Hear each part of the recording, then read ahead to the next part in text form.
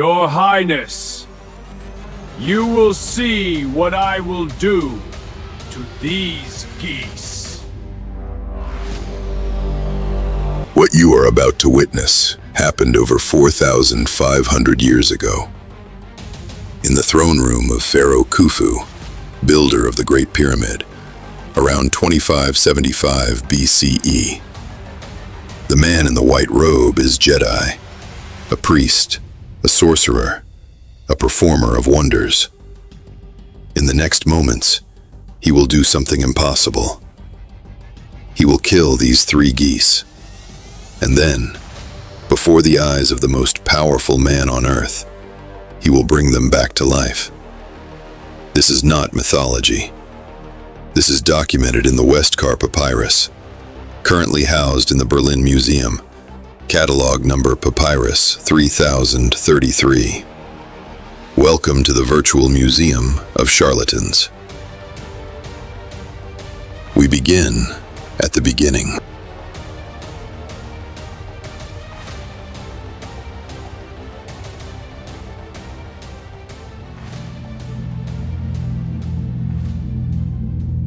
The first goose falls.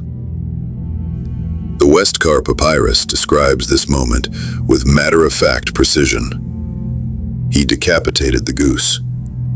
No magical words, no elaborate ritual, just the act itself. In the ancient Egyptian worldview, magic, Heka, was not supernatural.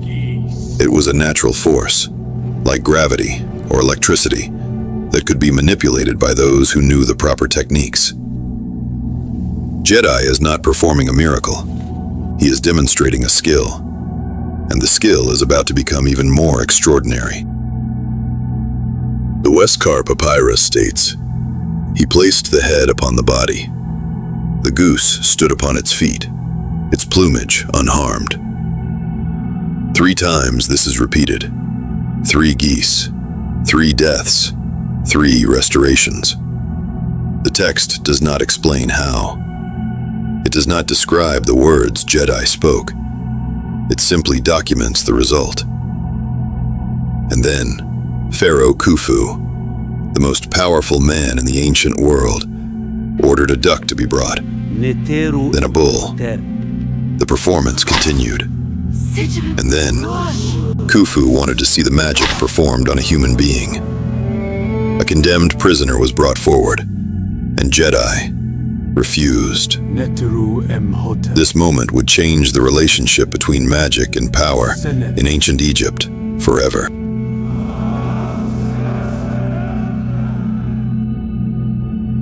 Episode 1. Djedi, the sorcerer who defied death. Memphis, Egypt, approximately 2,575 years before the Common Era. A warning about this museum. We follow the documented history of sorcerers, charlatans, diviners, and dark magical operators across 5,000 years. We do not philosophize. We do not debate. We simply present the historical evidence. Tonight, we begin with the oldest documented case, Djedi of Memphis, the first sorcerer in recorded history. In 1824, a British traveler named Henry Westcar found, in a tomb in Thebes, a sealed jar containing a papyrus scroll. He did not know that this fragile document was more than 4,000 years old, nor did he know that it contained the oldest surviving stories of magic in the history of mankind. He took it with him to England, and the scroll passed from hand to hand until it finally reached Berlin, to the Egyptian Museum. There, in 1890, the German Egyptologist Adolf Erman began the painstaking work of translating it. What he found astonished him. 5 stories, 5 tales of magic that was practiced in the court of the ancient pharaohs. The first of them, the oldest and the most detailed, is the story of the Djedi. Adolf Erman is one of the greatest Egyptologists of the 19th century. Ermin worked for months, checking every word meticulously and consulting every available dictionary. Little by little, the story began to take shape. A story written around 1700 BC, but describing events that took place in 2575 BC. A gap of 800 years. Ermin could not say for sure, but he realized something essential. This is not a myth about gods, but a story about a human magician performing before a human pharaoh. It is the oldest documented account of a magic show in the history of mankind. The Westcar Papyrus resides in the Egyptian Museum of Berlin, catalog number Papyrus 3033. It is displayed under strict climate control, temperature at 20 degrees Celsius, humidity at 55%, UV-filtered lighting. The papyrus is fragile. It has survived 4,500 years, but it is dying. The ink fades. The papyrus fibers weaken. Conservators work constantly to preserve it. Digital scans are made. High-resolution photographs are taken. But the original continues to deteriorate. This is the fate of all ancient documents. And yet, despite its fragility, despite the damage, the story of Djedi survives. Complete enough to understand. Clear enough to analyze. Old enough to be the oldest documented magic performance in human history. Any visitor to the Berlin Museum can stand before this case and look at the actual papyrus that records these events. The evidence is real. The document is real.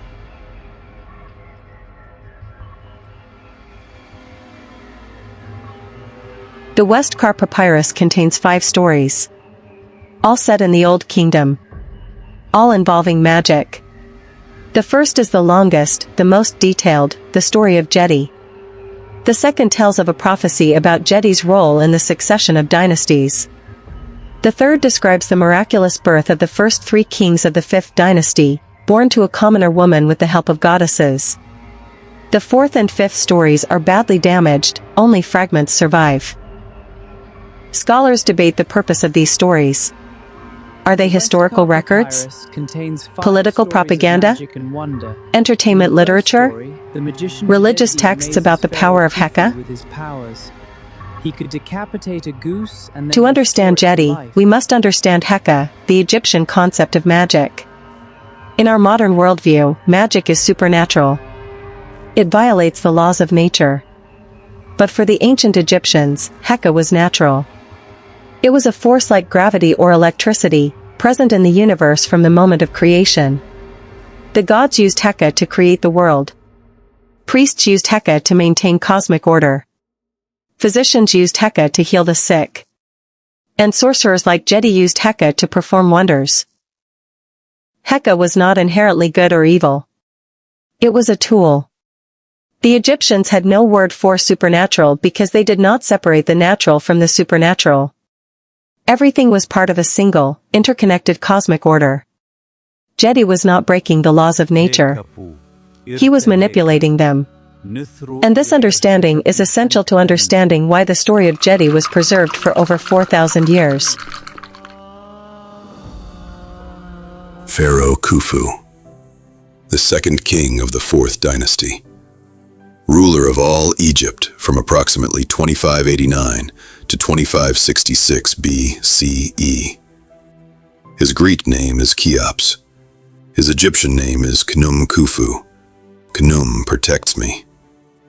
He is the builder of the Great Pyramid of Giza, the largest stone structure ever built in the ancient world. 146 meters tall, 2,300,000 limestone blocks, 20 years of construction, 10,000 workers. This is the man before whom Djedi performs, the most powerful human being on earth at that time, absolute ruler of the most advanced civilization in the world, living God on earth. And yet, the Westcar Papyrus tells us, this man is bored. the scale of He has built the greatest tomb in history. grand project. He has conquered all his enemies. But he is not satisfied. In stone. He wants entertainment. He wants wonder. A kingdom He wants to see something that will amaze him. by stone. And so, he sends for Djedi. Scale of power made visible across the sands. Memphis, the capital of Old Kingdom Egypt. Founded by the first pharaoh, Narmer, around 3100 BCE when he unified Upper and Lower Egypt.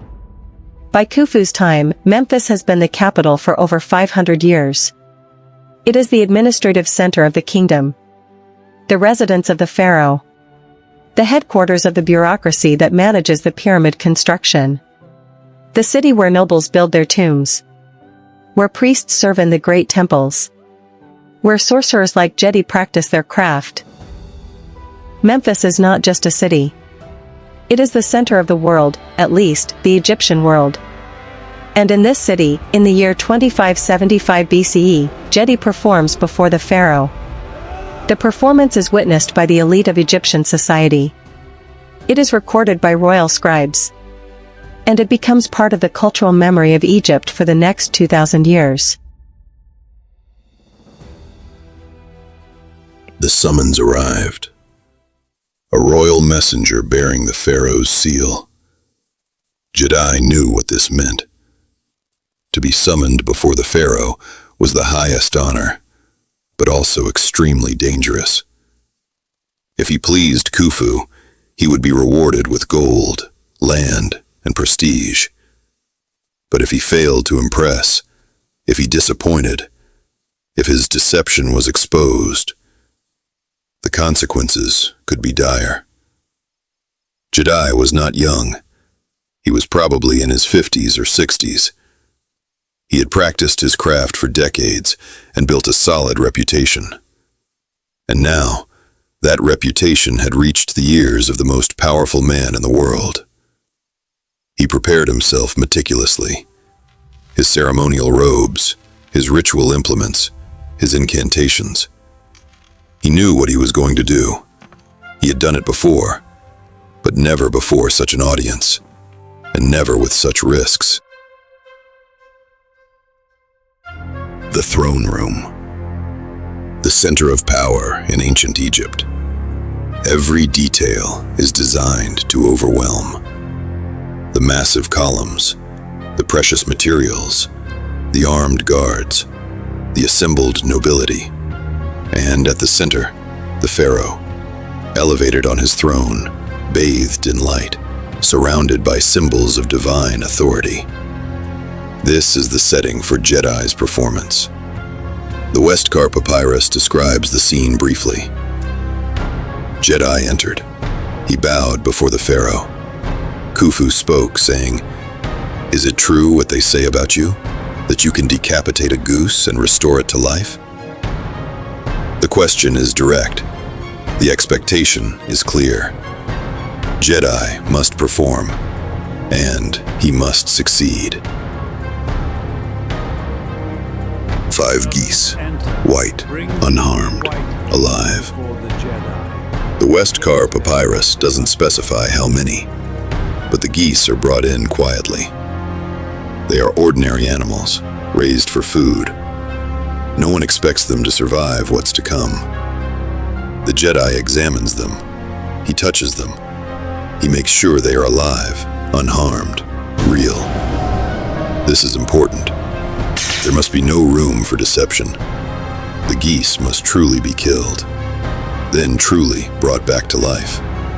Otherwise, the show will fail. The knife. Bronze. The hardest metal available in 2575 BC. This knife is not ceremonial. It's functional. It will kill. And the Westcar Papyrus is clear. The geese are truly decapitated. This is not sleight of hand. This is not a trick. The heads are severed. The bodies fall. The blood flows. Death happens. Then, somehow, life returns. The question that has puzzled historians for more than a century. How? first death. The Westcar Papyrus describes it without embellishment. He decapitated the goose. That is all. No dramatic description, no details of the technique, just the fact.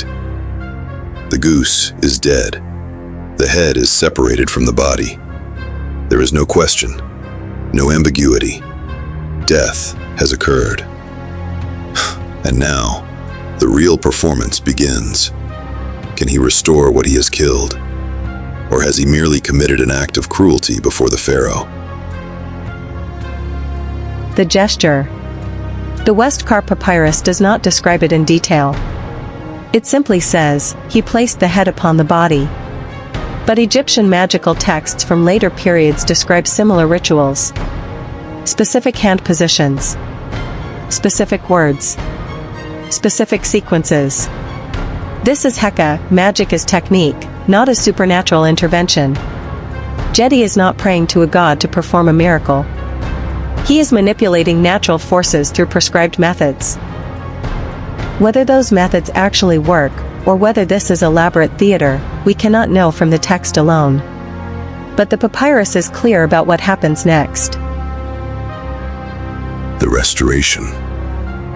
The Westcar Papyrus. The goose stood upon its feet, its plumage unharmed. 3 times this happens.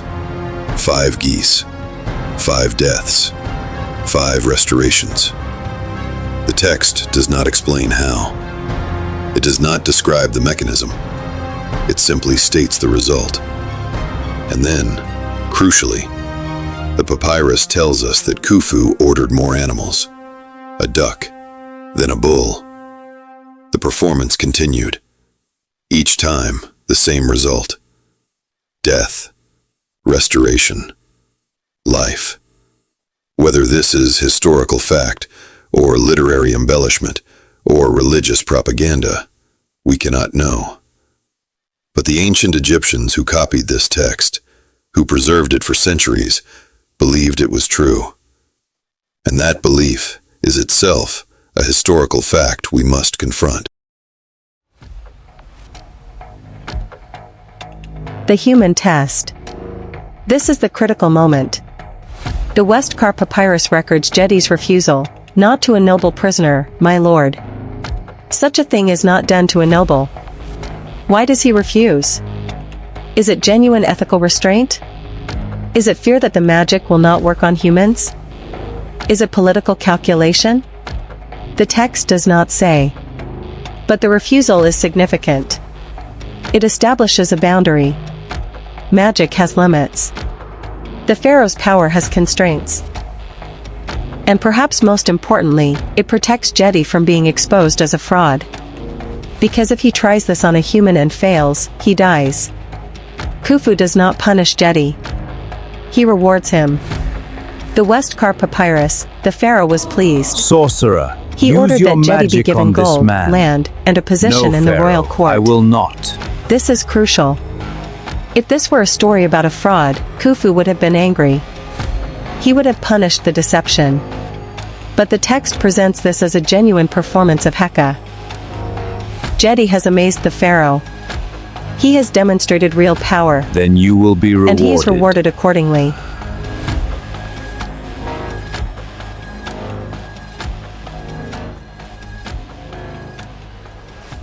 The legacy.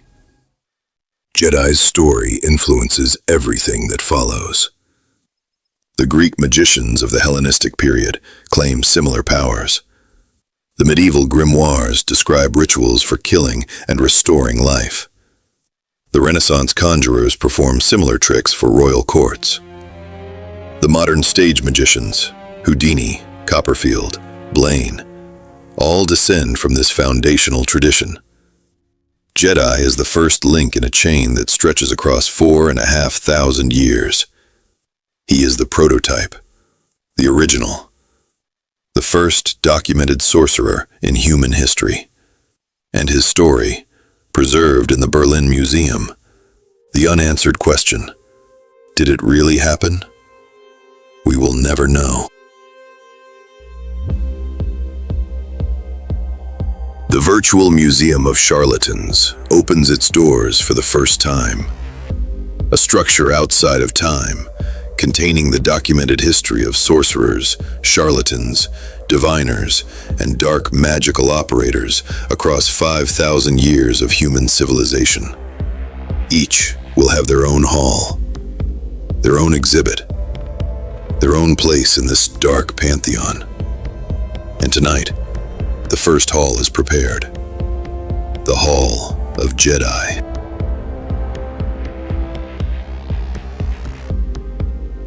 The Hall of Djedi. The first permanent exhibit in the Virtual Museum of Charlatans, preserved behind glass as befits a figure from 4,500 years ago. Contents: a life-sized reconstruction of Djedi in his ceremonial attire, frozen in the moment of his most famous performance. A replica of the Westcar Papyrus, currently housed in the Egyptian Museum of Berlin, catalog number Papyrus 3033.